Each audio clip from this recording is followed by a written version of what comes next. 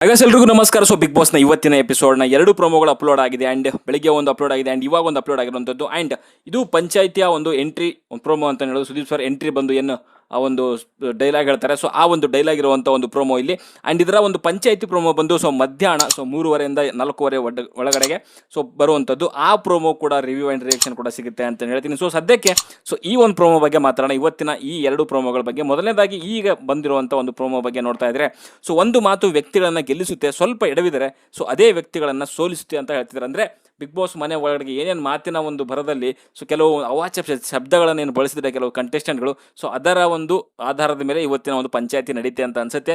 ನೋಡ್ತಾ ಇದ್ರೆ ಇಲ್ಲಿ ನಮ್ಮ ಅಶ್ವಿನಿ ಆ್ಯಂಡ್ ಕಾವ್ಯ ಅವ್ರ ಮಧ್ಯೆ ನಡೀತಿರುವಂಥ ಜಗಳದೆಲ್ಲ ತೋರಿಸಿದ್ದಾರೆ.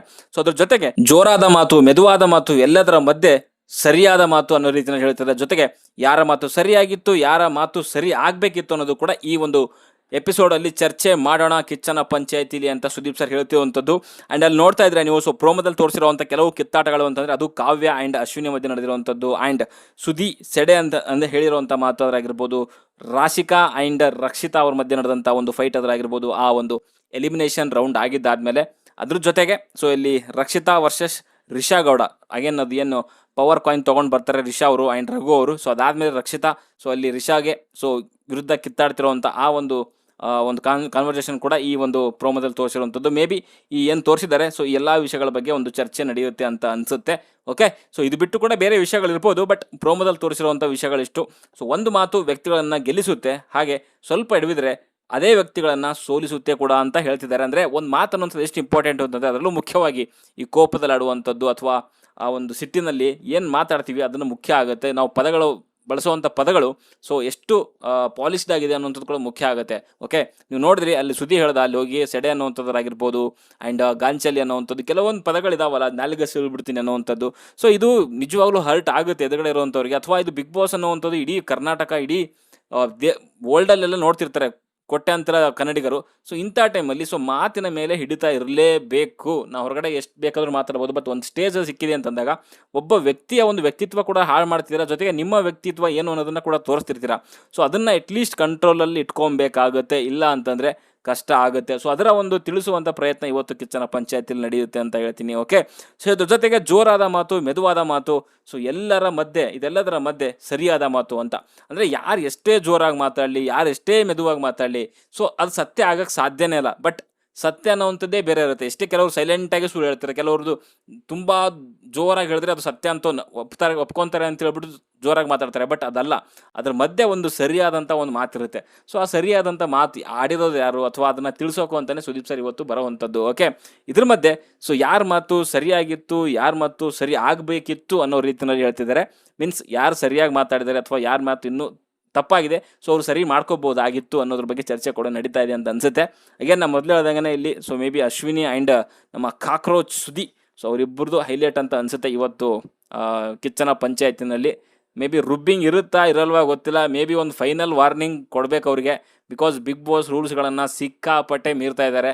ಅದು ಯಾಕಂದರೆ ಲಾಸ್ಟ್ ಒಂದು 2ನೇ ವೀಕ್ ಅಂತ ಅನ್ಸುತ್ತೆ. ಆ ಟೈಮಲ್ಲಿ ಕಿಚ್ಚನ ಪಂಚಾಯತಿನಲ್ಲಿ ಸುದೀಪ್ ಸರ್ ಹೇಳಿದ್ದಾರೆ, ಈ ಶೋನ ನೀವು ಏನಾದರೂ ಸೀರಿಯಸ್ ಆಗಿ ತೊಗೊಂಡಿಲ್ಲ ಅಂತಂದರೆ ದಯವಿಟ್ಟು ಗೇಟ್ ಓಪನ್ ಮಾಡ್ತೀನಿ, ಹೋಗ್ತಾ ಇರ್ಬೋದು ಅಂತ ಹೇಳಿದರು.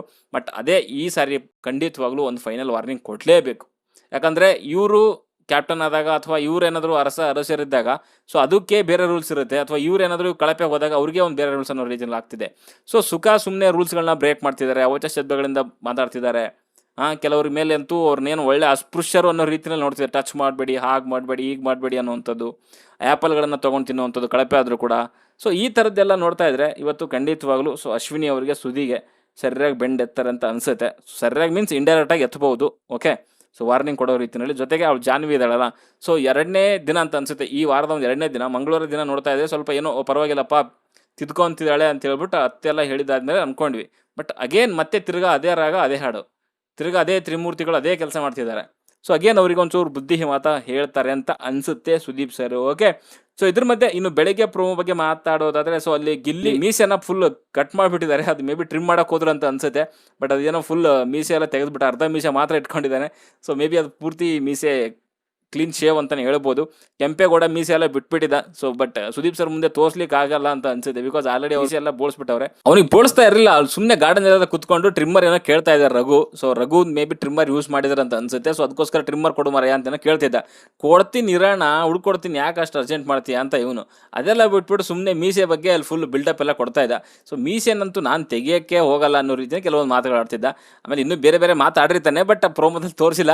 ಸೊ ಅದಕ್ಕೆಲ್ಲ ನೋಡ್ಬಿಟ್ಟು ಅಲ್ಲಿರೋರಿಗೆಲ್ಲ ತಲೆ ಕೆಟ್ಬಿಟ್ಟಿದೆ. ಸೊ ಅದಕ್ಕೋಸ್ಕರ ಇಷ್ಟೆಲ್ಲ ಮಾತಾಡ್ತೀಯಲ್ವಾ, ಇನ್ನು ಬಿಡಲ್ಲ ಅಂತ ಹೇಳ್ಬಿಟ್ಟು ರಘು, ಧನುಷ್, ಆಮೇಲೆ ಚಂದ್ರಪ್ರಭಾ ಎಲ್ಲ ಸೇರ್ಕೊಂಡು ಹೋಗಿ ಆ ಕೆಂಪೇಗೌಡ ಮೀಸೆನ ಬೋಳಿಸ್ಬಿಟ್ಟಿದ್ದಾರೆ. ಸೊ ಅದು ಅರ್ಧಂಬರ್ಧ ಬೋಳಿಸಿದ್ದಾರೆ, ಪೂರ್ತಿ ಬೋಳಿಸಿರ್ತಾರೆ ಅದಾದಮೇಲೆ.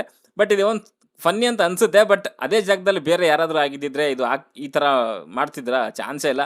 ಗಿಲ್ಲಿ ಅನ್ನೋದಕ್ಕೋಸ್ಕರ ಮಾಡಿದ್ದಾರೆ, ಬಟ್ ಚೆನ್ನಾಗಿ ಕಾಣ್ತಿದ್ದ.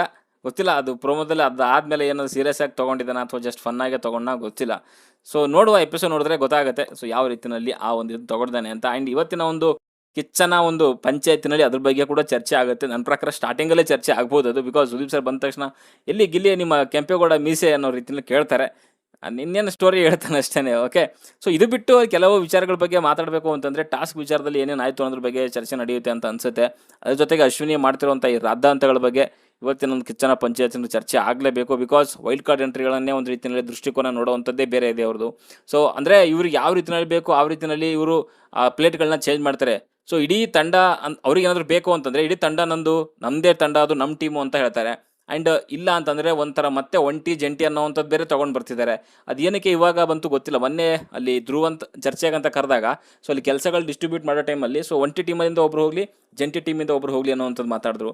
ಸೊ ಇವೆಲ್ಲ ಏನಕ್ಕೆ ಅವ್ರಿಗೆ ಬೇಕಾದಂಗೆ ಏನಕ್ಕೆ ರೂಲ್ಸ್ಗಳು ಚೇಂಜ್ ಮಾಡ್ಕೋತಾರೋ ಗೊತ್ತಿಲ್ಲ. ಸೊ ಇವ್ರಿಗೆ ಬೇಕಾದಾಗ ಅಥವಾ ಇವ್ರಿಗೆ ಬೇಡವಾದಾಗ ಒಬ್ರು ಯಾರಾದರೂ ಇವರಿಗೆ ಬೇಡ ಅಂತಂದಾಗ ಅಂದರೂ ತಡ್ಕೊಳ್ಳಲ್ಲ, ಬೇರೆಯವ್ರಿಗೆ ಮಾತ್ರ ಇಲ್ಲಿ ಥೂ ಅಂತ ಹೇಳ್ಬೋದು, ಮುಚ್ಕೊಂಡು ಹೋಗು ಅನ್ನೋಂಥದ್ದಾಗಿರ್ಬೋದು. ಸೊ ಇದೆಲ್ಲ ಮಾತಾಡ್ಬೋದು. ಬಟ್ ಬೇರೆಯವರು ಏನಾದರೂ ಅಟ್ಲೀಸ್ಟ್ ಅಂದ್ರೇ ತಡ್ಕೊಳ್ಳಲ್ಲ. ಅವತ್ತು ಕಾವ್ಯ ಜಸ್ಟ್ ಅಂದ್ರೇ ಫುಲ್ ರದ್ದ ಅಂತ ಮಾಡಿಬಿಟ್ಲು. ನಿನ್ನೆ ಗಿಲ್ಲಿಗೆ ಥೂ ಮುಚ್ಕೊಂಡು ಹೋಗತ್ತೆಗೆ ಅಂತಂತಾಳೆ. ಸೊ ಇದು ಯಾವ ನ್ಯಾಯ ಗುರು? ಇದು ಡಬಲ್ ಗೇಮ್, ಡಬಲ್ ಸ್ಟ್ಯಾಂಡರ್ಡ್ ಅನ್ನಲ್ವಾ ಇದಕ್ಕೆ? ಸೊ ಇದಕ್ಕೆಲ್ಲ ಸುದೀಪ್ ಸರ್ ಒಂದು ಫೈನಲ್ ವಾರ್ನಿಂಗ್ ಕೊಡಬೇಕು. ಬಿಗ್ ಬಾಸ್ ರೂಲ್ಸ್ ಅಂತ ಬಂದಾಗ ಎಲ್ರಿಗೂ ಕೂಡ ಒಂದೇ. ಸೊ ಎಲ್ಲರೂ ಕೂಡ ಫಾಲೋ ಮಾಡೋ ರೀತಿಯಲ್ಲಿ ಇರಬೇಕೇ ಹೊರತು ಕೆಲವ್ರು ಮಾತ್ರ ಫಾಲೋ ಮಾಡಬೇಕು, ಇನ್ನು ಕೆಲವ್ರು ಮಾತ್ರ ಏನು ಬೇಕಾದರೂ ಮಾಡ್ಬೋದು, ನೆಗೆಟಿವಿಟಿ ಅಥವಾ ಒಂದು ಪಬ್ಲಿಸಿಟಿ ಅಥವಾ ಒಂದು ಏನಂತಂದರೆ ಈ ಸ್ಕ್ರೀನ್ ಸ್ಪೇಸ್ ಸಿಗುತ್ತೆ ಅಂತ ಹೇಳ್ಬಿಟ್ಟು ಸೊ ಏನು ಬೇಕಾದರೂ ಮಾತಾಡ್ಬೋದು ಅಂತಂದರೆ ಎಲ್ಲರೂ ಕೂಡ ಮಾತಾಡ್ತಾರೆ. ಬಿಗ್ ಬಾಸ್ ರೂಲ್ಸ್ಗಳನ್ನ ಬ್ರೇಕ್ ಮಾಡ್ತಾರೆ. ಎಲ್ಲದಕ್ಕೂ ಕೂಡ ಕ್ಯಾಪ್ಟನ್ನೇ ಕಾರಣ ಆಗ್ತಾನೆ ಅಂತಂದರೆ ಸೊ ಪ್ರತಿಯೊಂದು ಹೆಜ್ಜೆನಲ್ಲೂ ಕೂಡ ರೂಲ್ಸ್ ಬ್ರೇಕ್ ಮಾಡ್ತಾನೆ. ಅವನೇನು ಕ್ಯಾಪ್ಟನ್ ಎಲ್ಲ ಕಡೆಗೂ ಕೂತ್ಕೊಂಡು ಹೇಳೋಕ್ಕಾಗತ್ತಾ? ಅದು ತಪ್ಪು ಅಂತ ಅನ್ಸುತ್ತೆ. ನಿನ್ನೆ ಎಪಿಸೋಡಲ್ಲಿ ನೋಡಿದ್ರು ಕೂಡ ಸೊ ಯಾವ ರೇಂಜಿಗೆ ಆಟ ಕೊಟ್ಟಿದ್ದಾಳೆ ಅಂತಂದರೆ ನಿಮಗೆ ಗೊತ್ತಿದೆ. ಕಳಪೆ ಕೊಟ್ಟಾದ್ಮೇಲೆ ಆ್ಯಪಲ್ ತಿನ್ನೋವಂಥದ್ದು, ಅಲ್ಲಿ ಟಾಯ್ಲೆಟಲ್ಲಿ ಹೋಗ್ಬಿಟ್ಟು ಅದೇನೋ ಬಿಸ್ಕೆಟನೋ ಗಜಾನೋ ತಿನ್ನೋವಂಥದ್ದು, ಇದೆಲ್ಲ ಗೊತ್ತಾಗಲ್ವಾ ಒಬ್ಬಳು ಸೀನಿಯರ್ ಕಂಟೆಸ್ಟೆಂಟ್ ಆಗಿ? ಮಾತೆತ್ತಿದ್ರೆ ನಾನು ರಾಜ ಮಾತೆ, ಒಂದು ದೌಲತ್ತಲ್ಲೇ ತಿರುಗಾಡ್ತಿರ್ತಾಳೆ. ಪ್ರತಿ ಮಾತಲ್ಲೂ ದೂರಂಕಾರ ಇದೆ. ಅದರಲ್ಲಿ ಕಳಪೆ ಹಾಕೊಂಡು ಜೈಲಿಗೆ ಹೋಗೋ ಟೈಮಲ್ಲೂ ಕೂಡ ಜೈಲಲ್ಲಿ ಇದ್ದಕ್ಕಿಂತ ಬಾತ್ರೂಮಲ್ಲಿ ಇದ್ದಿದ್ದೇ ಜಾಸ್ತಿ ಅವಳು. ರಾತ್ರಿ ಕರೆಕ್ಟಾಗಿ ಊಟ ಮಾಡಲಿಲ್ಲ ಅವರೆಲ್ಲ ಕಂಟೆಸ್ಟೆಂಟ್ಗಳು.